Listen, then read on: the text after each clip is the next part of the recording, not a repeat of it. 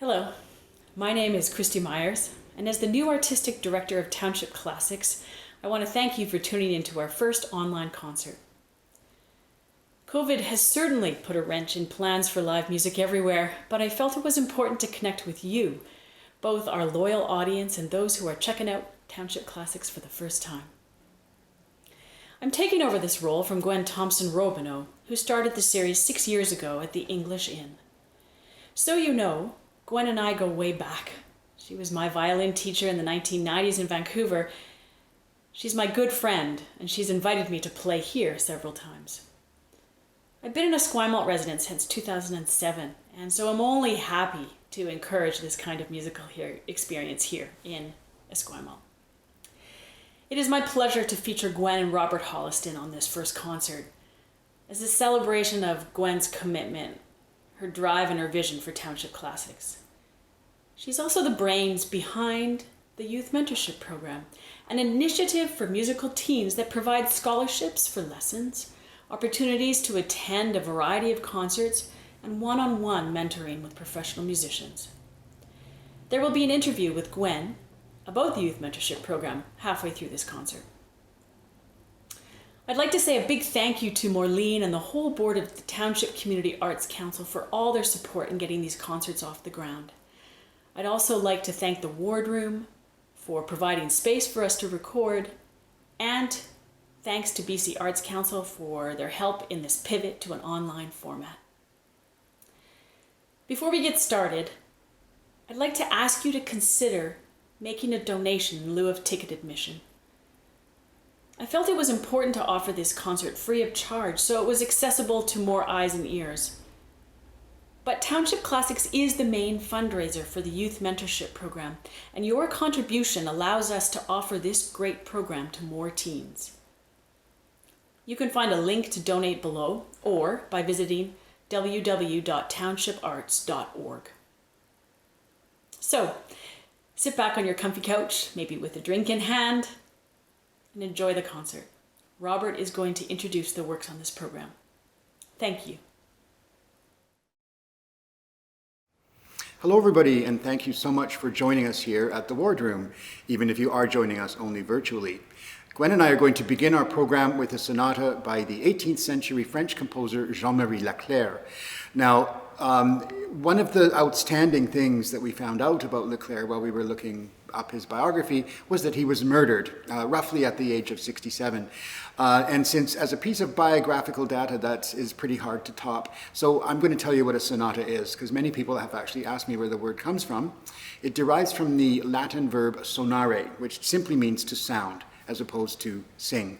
So it just means any instrumental piece, really.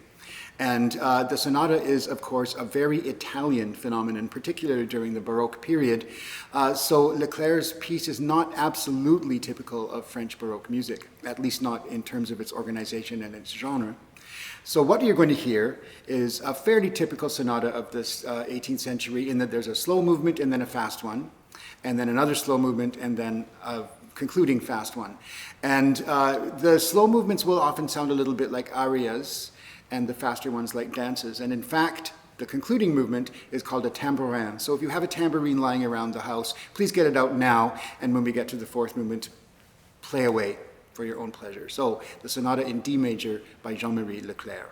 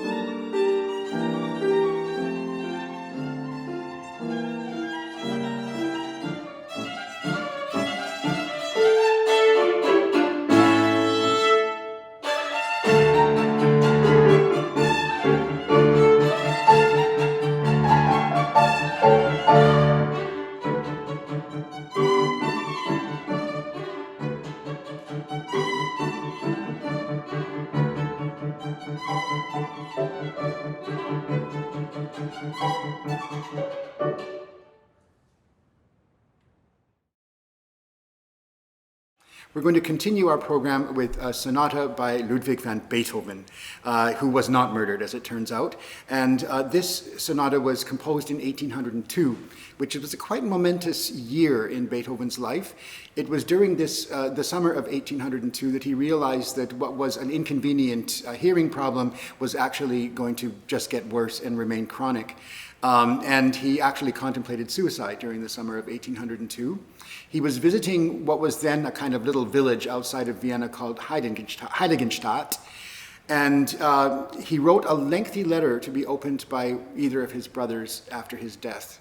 And in this letter, he describes the feeling of acute torment he felt as he realized his hearing loss was simply going to take over his life, and then the determination to triumph over this adversity as he had always triumphed. Now, people often assume that Beethoven inserts the raw material of his own experiences into his music. So it's interesting to listen to this particular sonata in G major because it's so joyous and so celebratory. And even the more reflective slow movement is one that's imbued with optimism and loveliness. So please enjoy Beethoven's sonata in G major, opus 30, number 3.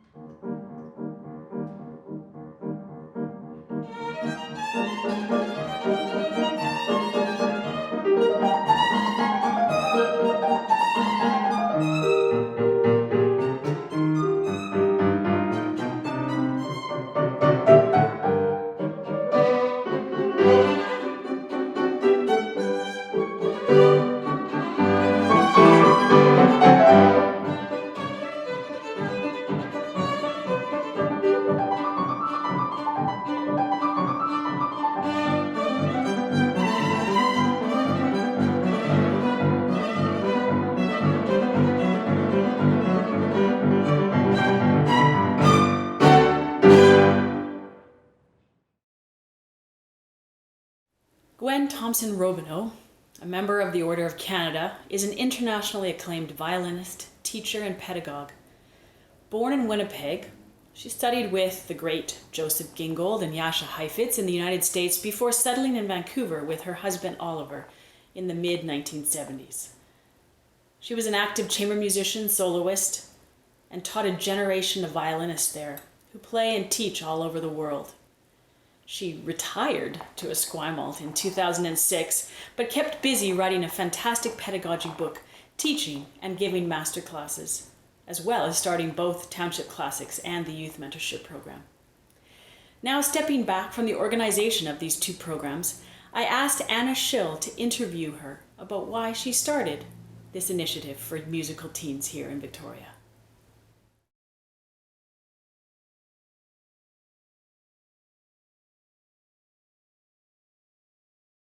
What inspired me or challenged me to think of having a concert series in Esquimalt and what to do with the money that was raised from these concerts. At first it was just donations. The first year we had such a huge audience that the fire marshals were going to be called at the English Inn because there were people all over the place, people in the garden. So we had to decide that it just couldn't be a free-for-all, and that then set us a series of, I would say, I was going to say problems. What do you do with the money? How much is it as volunteer? Most of it is volunteer, as you know. Mm-hmm. And that's what a community, that's what the Township Community Arts Council is. It's a completely volunteer organization. So filled with board members and people on committees like you who are professionals, and they each bring something to the table. So my something to the table was to play a concert, organize a concert, and then give the donation money to schools in this area. And it worked out beautifully. However, the new idea that trended when you, the second year, you were at right from the start, right? Pretty much, yes. Was that we should do some kind of youth mentorship program that wasn't just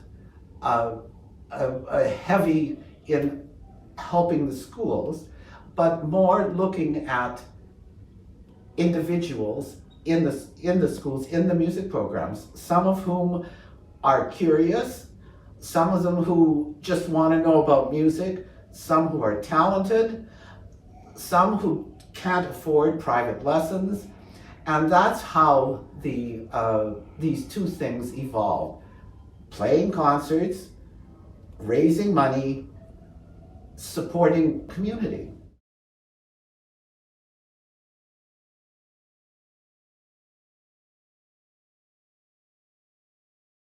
We've taken the kids to opera, to concerts. We've had lectures by people in musical theater, mm-hmm. And you have given one. We've had professional musicians. One that leaps to mind is a couple of years ago when Ryan Cole, the Victoria Symphony, commissioned a trumpet concerto to be written for Ryan, and he very happily came over one Saturday and explained the concerto, showed the kids all the music. Now these were singers, they were violinists, pianists, trombone, all of those other instruments. And to see the kids just being absolutely rapt, for them to see a piece of music, a score. Most of them just have their little band parts, yeah, or their single lines for a band part. For them to see a score and for Ryan to sort of say, you see what that means there? And he was, he teaches school too, so he's excellent. He was so good about saying, no, I need this kind of mute. And you know, the only place I can get it is a plumbing store, but the 2 plumbing stores that I went just don't have this. And one little boy said, oh, well, I can go and look for you. I mean, he was so engaged that he was willing. So this is the kind of special, as you know, special one-on-one communication that is so important. When I think of concerts, I think the ones that I really enjoy, well, I love them all, but the ones I really enjoyed are when the kids, the mentees, performed at one of the Township Classics. And this happened every year, and for the audience who donates for these kids to have these audiences, for them to actually see their donations at work was phenomenal. And the kids too, getting all nervous and having to dress up and practice walking on it. Those, I think, because it combined both things. And of course, just having such a variety of music that we've performed. I think that what I love, the feelings I love the most about the concert are just a love that everybody gives.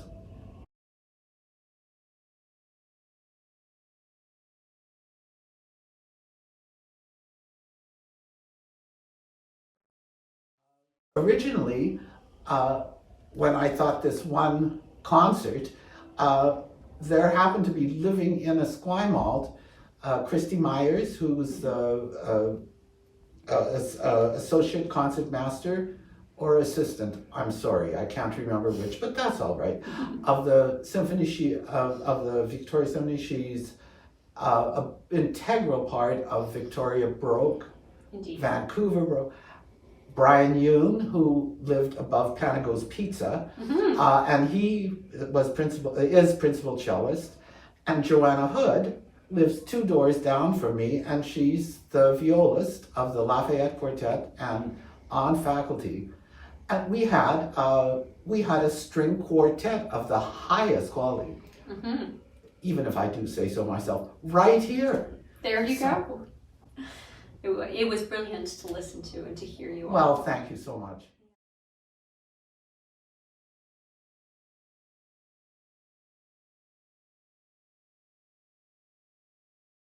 I've worked with Lee Duckles, who has come over and played cello quite often, and Rob Holliston. We've played chamber music together for 40 years. And just to come over, Lee comes for the weekend, we play a couple of trios, enjoy the company. This is worth for me. Well, it's just phenomenal. So that's sort of how this whole thing is. It's just for me an incredibly happy experience.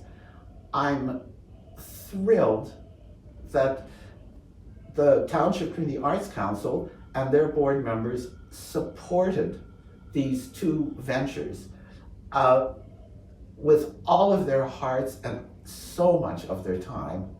And to you and the Youth Mentorship Program Committee, I say, you're the best, and I'm really looking forward to seeing and hearing what this new post-COVID will actually produce as far as interest with the young kids in communication and this feeling of community. Well, thank you all again for joining us here at the Wardroom. Thanks to Christy Myers for hosting the series. Thanks to Paul and Michael for being our wonderful sound and video engineers. And we're going to conclude our program with a set of 4 character pieces by Anton Arensky, a Russian romantic composer associated with such figures as Scriabin and Rachmaninoff, and actually primarily known as a composer of music for 2 pianos and a very famous trio for piano, violin, and cello. This set of pieces was virtually discovered for us by Gwen when we were hunting up interesting repertoire, and now it's a firm favorite of all of ours. And the 4 character pieces begin with a prelude, followed by a sort of lovely little French-sounding piece, which reminds us that in the 19th century, the Russians were very influenced by the French, concluding with a scherzo that's quite a tour de force. But I wanted to point out that the 3rd of the 4 movements is a berceuse, or lullaby. And you'll notice that Gwen puts this little sort of brown object onto the bridge of her violin. That's a mute, but I wanted to bring it up because it was made for Gwen by one of her teachers, Mr. Yasha Heifetz. So the 4 pieces of Arensky are for violin, piano, and a Heifetz mute. Enjoy, and thanks again for being here.